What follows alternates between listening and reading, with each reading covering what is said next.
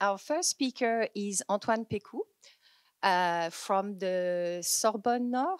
I get confused with all the, and he's going to talk about how does the UN talk about migration. So each speaker has 30-minute talk, which will be followed by 20-minute questions.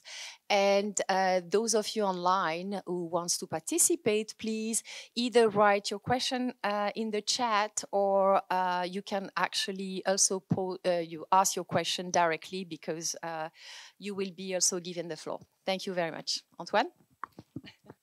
Thank you very much. So thanks a lot to both organizers for inviting me to this conference. It's indeed a beautiful place to be. I'm very happy to be here. The title of my presentation is indeed, how does the UN talk about migration?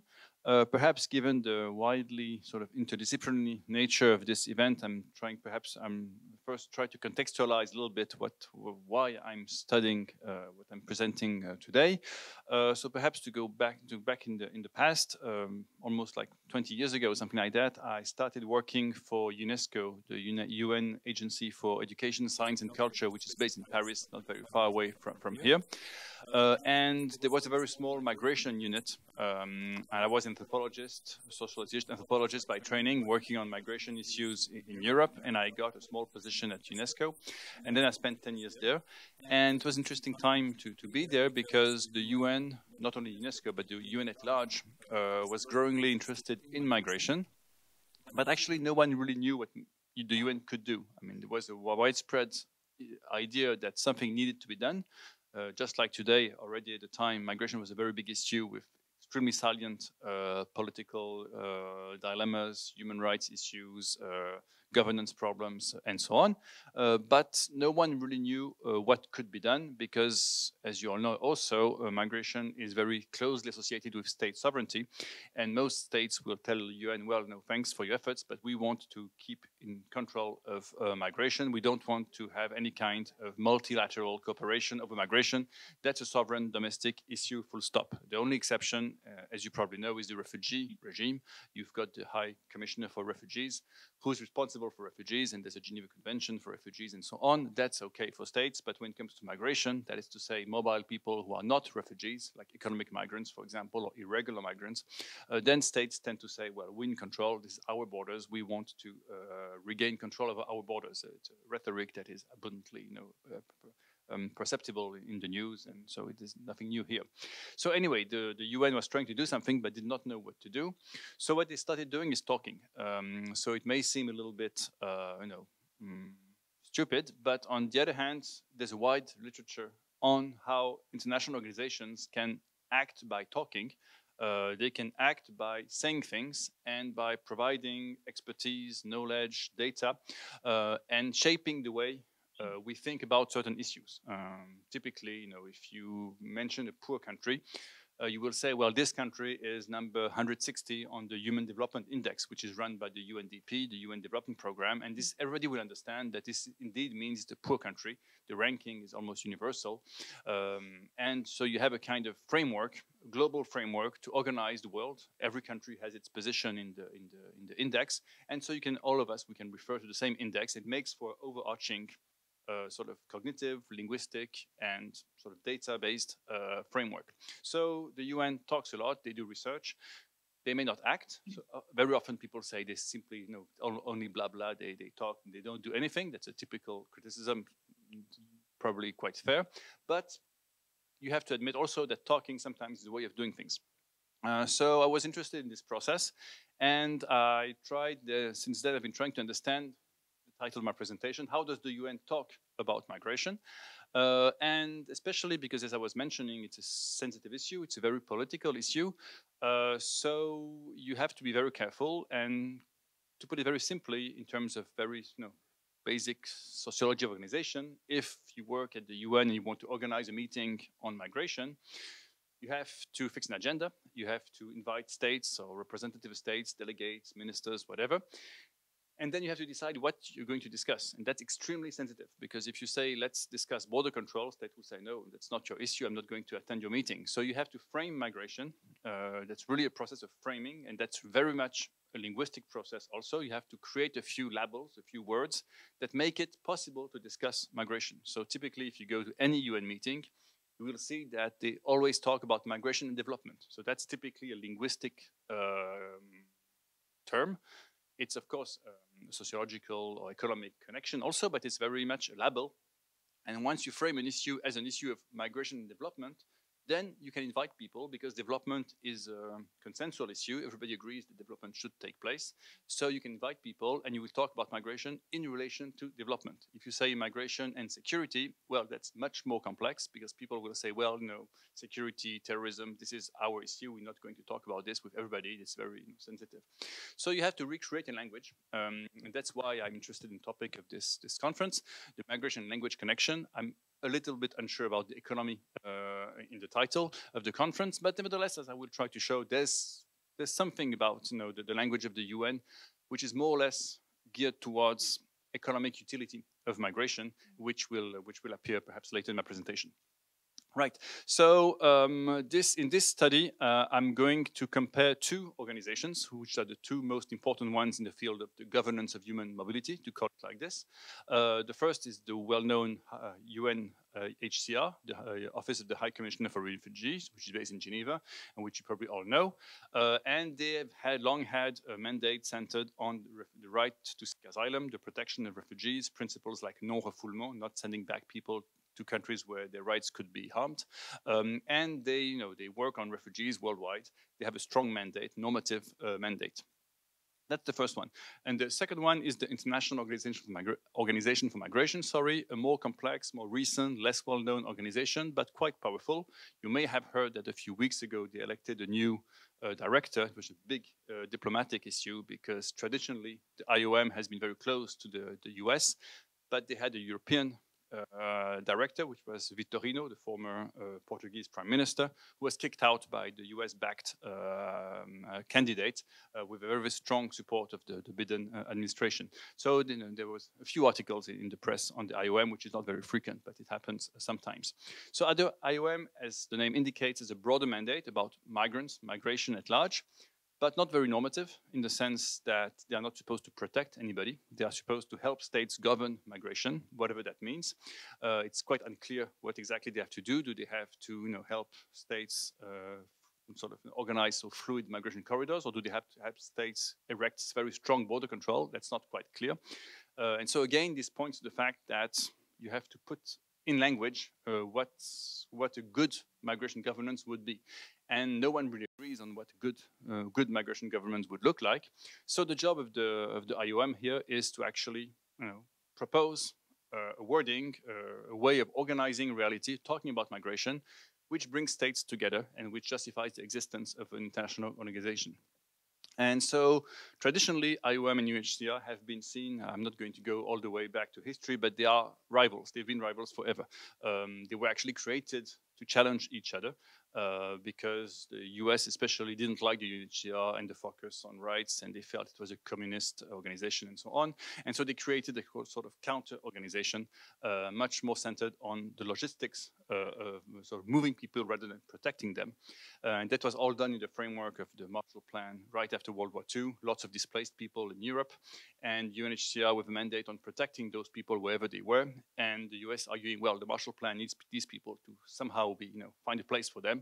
So we need to move them somewhere. And the IOM basically was tasked to help them move, for example, to South America. Many of them left to South America at the time. And old history, but still the rivalry is still going on. And so the assumption is that indeed we have to study how those organizations talk about migration, compare, and look at whether there are different worldviews at stake. And also this fits into very simple questions. For example, how do we call people? Last night or 2 days ago, there was a big shipwreck, as you probably have heard, off the coast of Greece.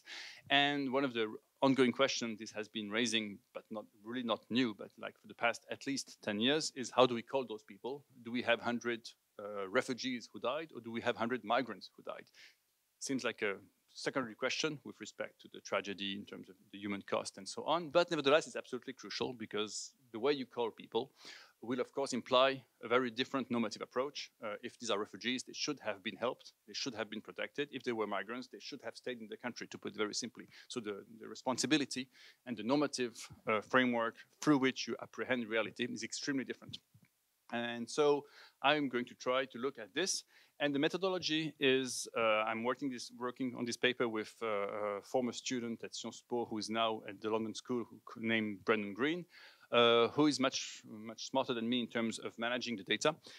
And we try to have what is usually called computer or corpus-assisted discourse analysis. The assumption is that you use really big data and the software to analyze the language. But you also do that with a specific sort of sociological or sociopolitical framework in mind. So you ask the computer basically to answer for some very specific questions, which are not sort of proposed by the computer or by the software or by the data, but they are really solicited by the researcher who has some prior knowledge and ask the computer to help you answer the questions. So we focused on news releases. You probably know that all these big organizations on an almost daily basis, they talk about certain things. For example, the shipwreck that happened 2 days ago, it's quite clear that tomorrow or the day after tomorrow, UNHCR will say it's an absolute tragedy. States must act to stop this, and kind of press statement. IOM will say more or less the same thing. So this is something that's really like an ongoing routine for these organizations, talking about what happens in the world, really commenting what's going on in the world, and we assume constructing, so to say, a specific way of describing reality. And so we took these news releases between 2006 and 2020, so like 15 years approximately, and we tried to look at how the UN, specifically those two organizations, talk about migration. So now I'm going to turn to the data we have. So as you can see, perhaps I'm going to move. It will be easier if I go there. We try to have a map, a semantic map, so to say, which contains a lot of information. So I apologize if there's too much information. But we have identified the most frequent words in the corpus. That's fairly easy to do. You just ask the computer what are the most frequent words that are used. And then we have asked the software to position the words close to each other if they often occur in the same sentence or in the same document. That's a fairly simple thing to do also. And so you have a kind of map with clusters, semantic clusters, that is to say words that often come together in the text we have been working on. And then we'll also ask to the computer to tell us who is talking when these words occur. So when it is blue, when the background you have the blue color, it's the UNHCR. When it's the red color, it's the IOM. So you have all the words, and you have very strong blue, very strong red, but then you have pale blue, pale red, and you have white zones, and white zones tend to be neutral zones because both organizations talk about it, and therefore the two colors sort of neutralize each other. Then you have pale or even white color. So that's the overall picture. I hope you can all see it properly. You can see that overall there are big differences, right? You've got clusters of meaning. For example, here UNHCR is very much blue because only the UNHCR talks about the UNHCR. The same with IOM, which talks about itself. So of course it's dark red and dark blue. And you've got different words. So for example, if you have the word refugees and migrants, for example here, asylum, you can see that they are relatively close to the UNHCR, also to the IOM, but still blue dominated, for example. So they are close to the UNHCR, but not entirely. The word migrants is a bit closer to IOM, which is logical because IOM talks more about migrants than about refugees and migrants. I'll come back to this specific question. And you've got a few clusters. Of course, there are many, so it's not easy to analyze all the data, but you've got, for example, a very simple humanitarian cluster here with emergency, humanitarian assistance, displacement, and words, very practical words like food, blankets, water, assistance. So these are typically texts that talk about humanitarian intervention to help people on the move. And then here you've got, for example, violence, attacks, refugees. That's fairly blue, which means that overall, the UNHCR talks more about this type of issues. And overall, you can see that UNHCR is still quite central. So it's still quite influential in terms, at least in terms of narratives. It's quite central in the picture, whereas IOM has its own sort of cluster, which is very strong. So they really have the précaré, so to say. But the précaré is slightly at the margin with, for example, words, here the economy comes in, with employment, for example, which is typically, or development, which is typically echoes a kind of economistic approach to migration, understood as a tool to foster growth or to foster development or to address labor shortages, whatever, which is more IOM related than the UNHCR, which is more about refugees. So that's the overall picture. I'm not going to spend too much time on that because it would, I mean, you could spend hours, of course, looking at all the words, but I'm going to explore a few specific, issues. So perhaps before we go on, we also we also used our sort of the software to understand who was talking about which words. I was talking about the migrants versus refugees distinction. So here you have the UNHCR, here you have the IOM, and here you have the overall picture. So it's, to some extent, it's very easy, but straightforward, but still there are a few interesting things. If you take the UNHCR, you can see that it's almost completely blue, which means that they talk mostly about refugees, which is pretty obvious. I mean, there's no reason they should do the opposite. But nevertheless, you can see that they've been talking about refugees and migrants. There's a small red and stable line up there. So in some cases, the UNHCR, this means that in some cases, the UNHCR is a bit unsure. They see events going on, they see people on the move. They don't know exactly whether these people are migrants and refugees. So then they say refugees and migrants. But that's a bit marginal. Most of the time, they speak about refugees. But nevertheless, there's a trend here with the word migrants being used more and more by the UNHCR. As of 2013, approximately 2015. So that's really, and that's an important turning point, the beginning of the migration/refugee crisis in the Euro-Mediterranean region. And from then on, you can see that UNHCR starts talking about migrants, which was almost never the case before. So you have an event, and the event, in terms of the relationship between reality and language, that's always a very traditional question, but the event forces the organization to adopt a slightly different language in which all of a sudden migrants seems to exist in the eyes of UNHCR, whereas they were non-existent before. In the world, according to UNHCR, only refugees would exist, sometimes refugees and migrants. But as of the migration crisis in Europe, they start talking about migrants. So you can speculate whether they're a bit under pressure to sort of relabel some of the people, their population of concern, not as refugees, but as migrants, in order to be more neutral and to perhaps to stress a bit less the need for protection of the people. So you can see here, if you look at IOM, it's the opposite logically situation. They speak mostly about refugees all the time, but they often talk about refugees, and they also use refugees and migrants. So it seems that if you look at the same time period, which is the beginning of the refugee migration crisis in 2013, 2014, 2015, these years approximately, you can see that what changes for IOM is that they start acknowledging the existence of refugees and migrants, but they had always acknowledged the existence of refugees, right? So to some extent, the trend is a bit different for them. They keep talking about migrants, that's no problem. They used to talk about refugees. They have no problem admitting the existence of refugees. From that perspective, they are more flexible than the other organization, which sort of refuses, at least historically, used to refuse understanding that they were migrants. IOM has always been more flexible, talking about both migrants and refugees. And they start using the word refugees and migrants as of the crisis. So if you put everything together, you can see that the word refugees is declining overall on the long run. The word migrants is increasing, and refugees and migrant has really become still non-majority, but nevertheless significant word that has become used. So interesting to see how to relate this to the formal definition. Here that's FAQ by UNHCR on their website, and they keep struggling with this labeling issue. So they say that they prefer talking about refugees and migrants. And sometimes mixed movement. So they have this idea that migrants and refugees are two distinct groups. There is a kind of ontological, fundamental difference between the two that should be taken into account. But sometimes, indeed, on the ground, you don't really know who is who. And then you should use the word refugees and migrants. That's the position. Oops, sorry.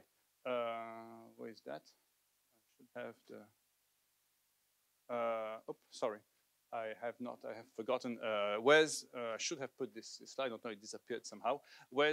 According to the IOM, I should have put the quote, but the IOM has a completely different take. They say migrant is everybody, right? So you have people on the move, these are migrants. Some of them happen to be refugees, others are economic migrants, but we all call them migrants, right? So they have a kind of comprehensive approach in which they don't really care whether people need protection or not. They simply call them migrants, and then later on we'll decide, according to states, who is a refugee and who is not, right? Whereas the UNHCR refuses this approach. They say, well, we have refugees, we have migrants, never confuse the two. At most, you can say refugees and migrants, which implies that some of the two people of the two groups are together, or what they call also mixed movements or mixed flows. So you see the difference, encompassing definition of migrant, according to whom anybody who is moving is a migrant. You don't really think about what protection, what reason, and so on. They are migrants.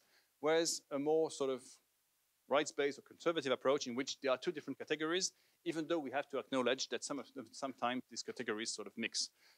So you see that, interestingly, it's not exactly what they do. Refugees and migrants is used as much by IOM and by the UNHCR.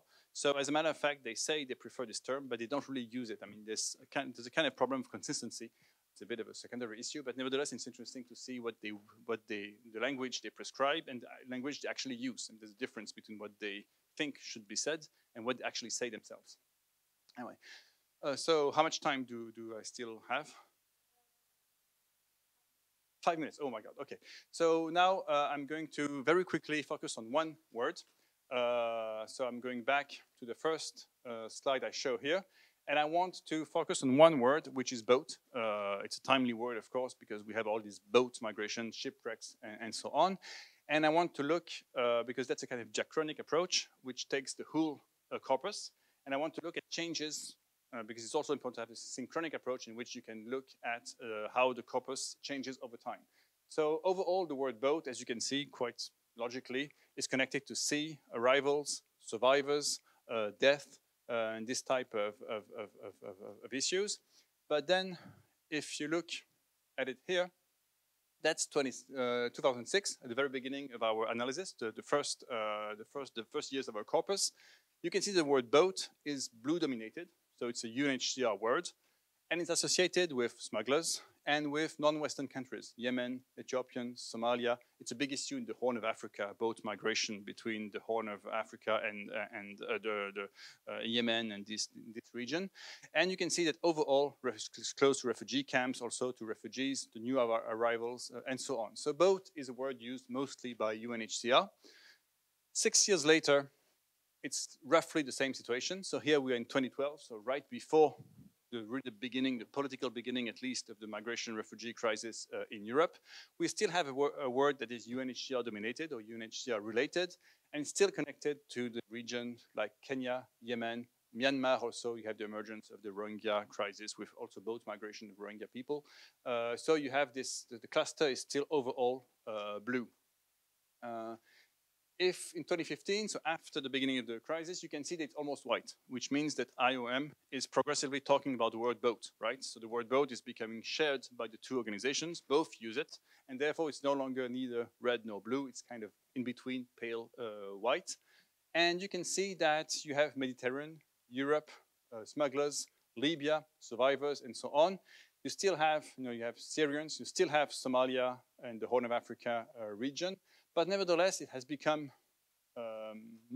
it has become shared between two organizations and connected to other regions in the world, namely the Euro-Mediterranean region, of course, because they talk about boat migration in the Mediterranean. Quite logically, it's a big issue, so they comment it. And in 2016, you can see that it's becoming progressively red, which means that IOM has taken over, right? IOM has become the dominant organization talking about boat migration. And very clearly, They connected to Libya, Egypt, smugglers. And so you can see that there are no more references, or very few references to the old reality of the Horn of Africa. It has not disappeared, of course, but somehow it has vanished. It's no longer taken into consideration. It's sort of marginalized by the language that no longer mentions this issue, so it's put in the margin. And it's becoming red, and I think I have one last one here. Here you have it, the word boat is here, and you can see that it's mostly Greece, Turkey, Spain. It's a European issue right now. And this is connected to a big project. I'm conclude with this, the Missing Migrants Project. IOM has launched a major project, which is now, if you follow the news in terms of the shipwrecks in the Mediterranean Sea, for example, you always have sources, have data and figures that come from the IOM. I was talking about the weight of expertise and numbers and facts and the narratives, the importance of IOs in this field. And they have a big project, Missing Migrant Project, in which they provide data on missing migrants, and therefore on all, including all the shipwrecks that happened in the Mediterranean Sea. And you can see that they have taken over the issue. And here there are many ways of interpreting this. You can argue that it's simply a change in reality, then logically language would follow. It's not so simple. There are aspects of reality that are selected, others are ignored. And mostly, I think the dominant hypothesis, what we try to develop in the paper, is that when the issue gets closer to the West, it's IOM that takes over. So you basically have this idea. The result would be that IOM is closer to the interest of the global North and to key receiving countries, especially the US, but also the EU states. And when an issue becomes of concern to the EU, it becomes more an IOM issue. Whereas when things happen far away, like in the Horn of Africa, it's not a big issue, it's not a big concern for the key donors and the key powerful countries in the global North. And it's more like a humanitarian issue addressed by the UNHCR. So you can see here really a major dilemma in terms of the global governance of migration. What exactly are we doing when we're advocating or we're talking about global governance? Are we talking about humanitarian intervention out there, very far away from Europe? Or are we talking about a problem that's of direct concern to Europe because ships are literally arriving in Italy or Greece and something needs to be done? So you can see that you have really a kind of universal versus particular dilemma here. On the one hand, global migration governance and the IOs are about the world at large, of course. On the other hand, in the actual way they talk about migration, they are extremely subject to political developments and to political concerns, and also, of course, to funding, which comes predominantly from major states in the global North. So that's just one of the findings. I think I have exhausted my time, so thanks a lot for your attention. Thank you.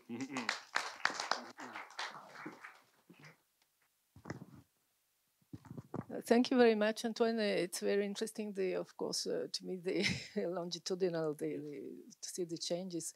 And I have another question concerning, the possibility, if you have this possibility to deal with different offices or a commission, because you have two big institutions, of course, and they seem quite homogeneous, but I think that there are differences between the point of view of some maybe commission inside. So do you have the possibility to study more carefully? So you have corpuses, we call it, as we call it. Yes. Should I reply now? Or? Yeah, sure. Well, yes, I see your point. Indeed, we tend to have a kind of monolithic understanding of the organization, as if they were of one. They had only one idea, one corpus of worldviews, which of course not the case. Within every organization, you've got first you've got different states that have different interests, and then you also have different units inside the secretariat, as it's called, which have different agenda. So it's pretty complex. So we have not done this work of sort of disentangling this data. Because we were mostly interested in the comparison between the two, but indeed that would be a way of going further in the analysis. Also because our data, our raw material is the press releases, and we assume that press releases are sort of consensual, right? They reflect the organization at large. They are not supposed to reflect the interest of one party or one segment within the organization. They reflect the general view. So we selected press releases also because they are fairly consensual internally, so they reflect the views of the organization at large. But of course, you could do the same job with different sort of subgroups within the organization, within different publications. But also the thing is that it's very difficult to compare the different publications because IOs, as I was saying, talk a lot. You've got, for example, the press releases, which we focused on, but you've got, for example, discourses by the chief, the different high-level senior officials. They talk a lot. They have, they give speeches all over the world all the time. You've got big reports, and very often the problem with big reports is they're actually written by colleagues of ours, who work as consultants for the organizations. So you don't know exactly whether it's, an institutional narrative or whether it's more like a research, a kind of copy-paste of some research products. So we felt it was a bit more difficult to work on this type of data. So we tried to look at something that was really sort of very simple, accessible, and that was comparable because the two organizations, of course, both comment what's going on. It's their job, so it's fairly comparable. But indeed, the same. I mean, the problem with this type of methodology, I was not really familiar with this before starting to work with this student, is that potentially it's endless, right? You can use thousands of words, millions of words, and you can ask the computer very quickly to produce countless data, and then you don't know exactly what to look for. You have so much data that you could spend 10 years sort of looking at the evolution of one single word throughout the corpus, and at some point you say it's a bit pointless, right? I mean, you have to understand the big changes, but spending writing 10 papers on this would be too much, right? So that's the problem perhaps with big data methodology, is that you have so much data that you at some point you get a bit lost. So I guess that that to answer your question, at some point you have to say let's exclude many things and focus only on this, because potentially, of course, you could do this for literally every single document produced and by the EU, by UN, by every possible actor. It's fairly easy to do after all. You simply copy paste. You've got lots of fairly accessible tools online to extract the text. It takes a little bit of time, but once you know how to do this, it's not very difficult. What's difficult is to find interesting things in this huge amount of data.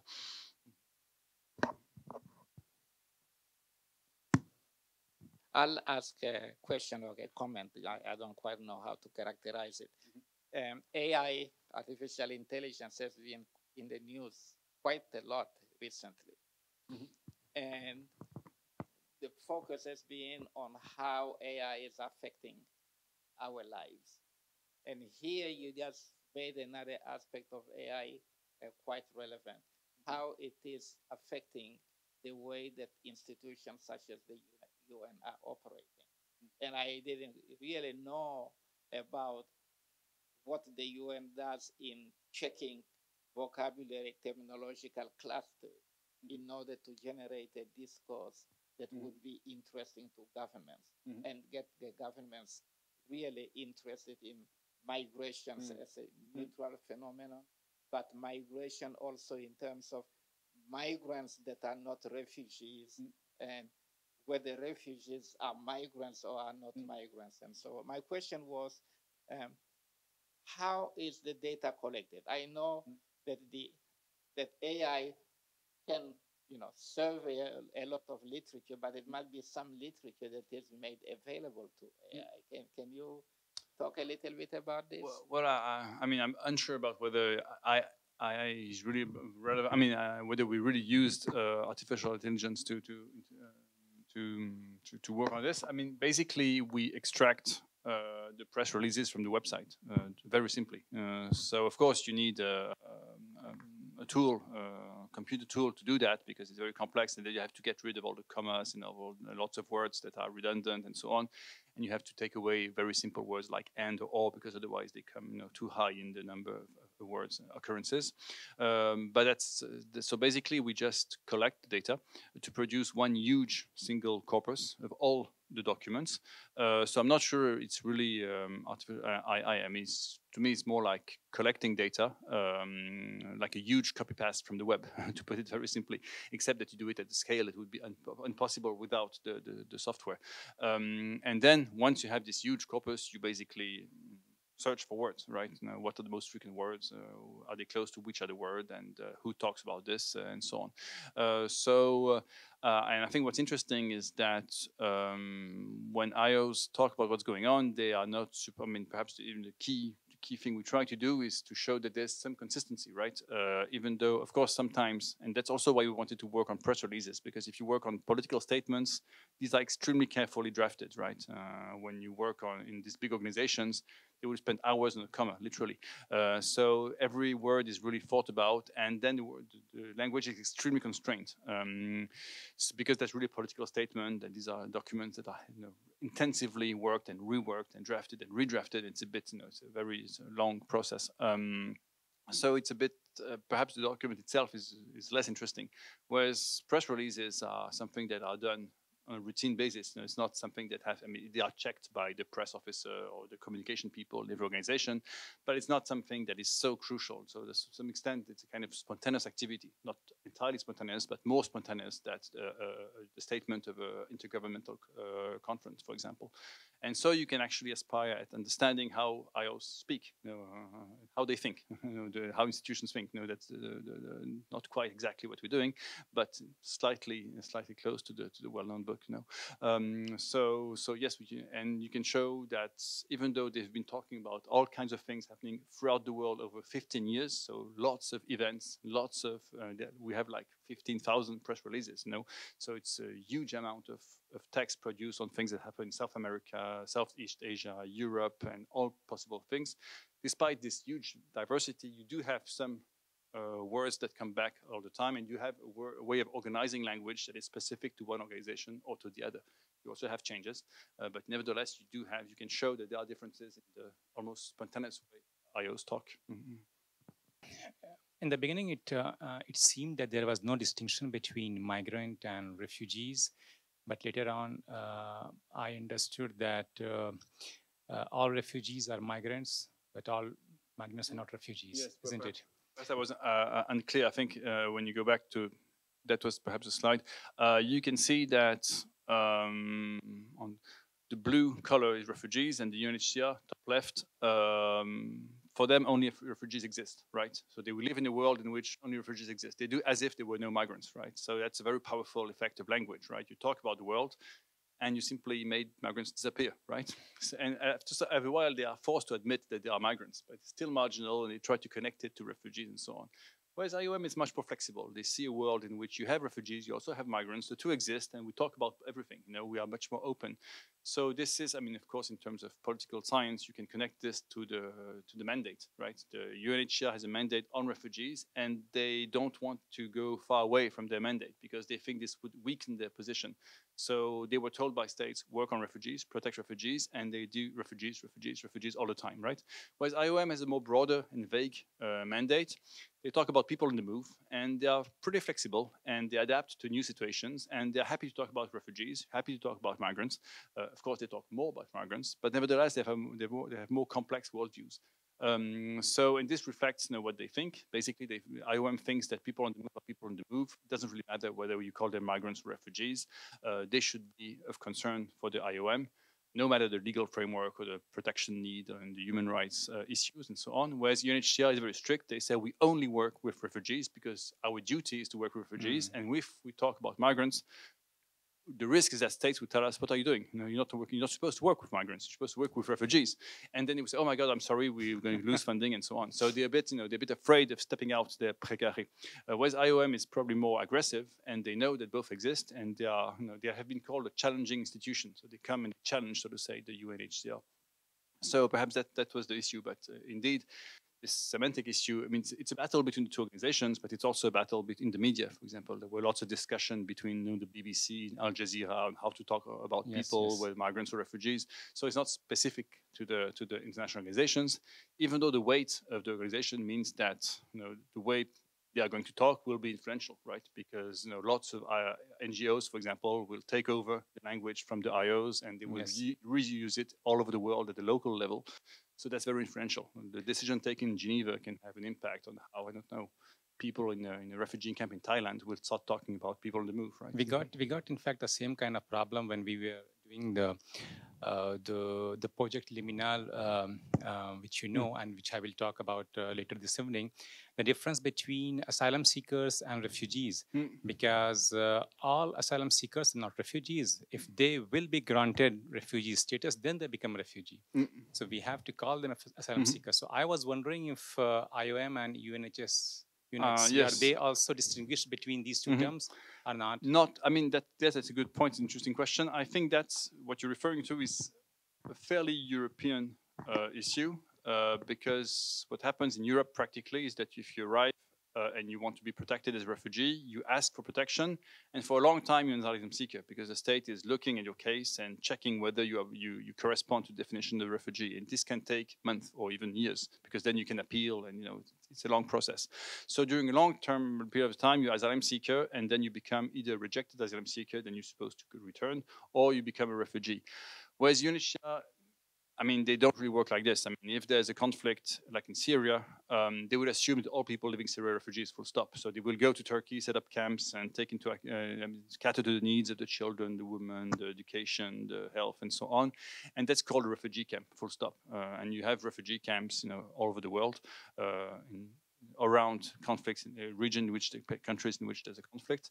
And the UNHCR will not really wonder about whether actually many countries, legally speaking, they have themselves the right to label refugees because these governments have sort of entrusted UNHCR to take care of refugees. Like in Turkey, for example, the Turkish government says to UNHCR, you're in charge of that.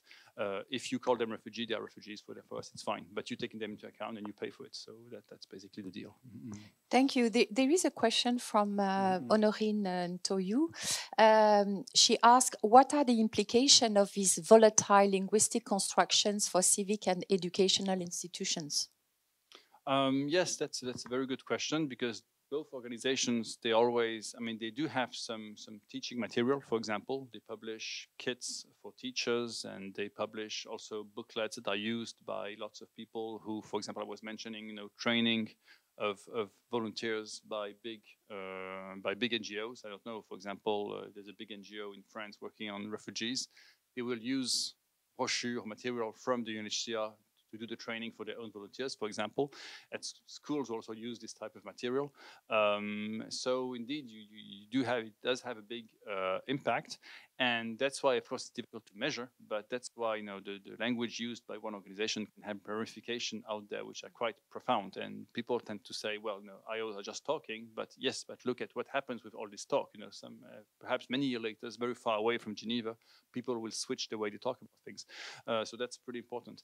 So, but we have not looked at this type of education material because it's a fairly marginal corpus. I mean, it's not the main activity of the organizations, but indeed, you can probably, I mean, we have not researched that, so I have no specific results, but it's quite clear that the way these big organizations talk is, and there's a big notion also of trust. Now, many people trust international organizations, and if you want consensual information, you will take it from big organizations, and no one will tell you, well, what's this data you're using? You say, oh, it's World Bank data. Okay, fine, it's World Bank data. So it's this type of credibility that big organizations have that make it very easy for these organizations to vehicle their real views through data and language. So can I ask my question? And if you could answer very quickly because we don't have much time. So I was wondering about the social function of this kind of discourse, because I think it's far more than informing. So how do you see the social function of this kind of press releases? Yes, I think that's an issue I've been working on in other research. It's very interesting because indeed, I think, well, you have many arguments here. But I think mainly what is at stake is that these organizations are global, right? They work in every single country in the world. But of course, migration is very different. If you go to Australia, or if you go to Brazil, the issues are so different that to some extent you wonder whether they can be comparable, right? And it's very difficult for these organizations to be present all over the world because they need an overall framework. Otherwise, they are no longer global. But on the other hand, they need to adapt to local realities, which are very different from each other. So I think language is a very strong sort of connecting factor, right? If you talk about refugees, whether these are refugees from, I don't know, Central American country, or whether they come from the Horn of Africa, they are all refugees, and they are assumed to have the same kind of needs and the same legal framework, the same protection needs, and so on. And the people who work on these organizations, whether you work in an NGO in Central America or in Southeast Asia, they will believe they work on the same thing, right? Even though in practice, the reality may be very different, but the power of language is such that it connects people. I don't know if that answers the question, but really sort of language, shared language as a social tie, basically, between people, and also, of course, between non-IOs and other actors, right? If you work with NGOs, you need somehow to have a global network of civil society, and this again implies a shared language, and this shared language is actually is necessary not only to describe reality, but rightly, as you're pointing, to bring people together and to establish the organization as a central element in a given field, so to say, from a kind of sort of Bourdieu perspective. You create a field and you put yourself at the center, including for language, right? So thank you very much. Thank Thanks you very for much, attention. Antoine.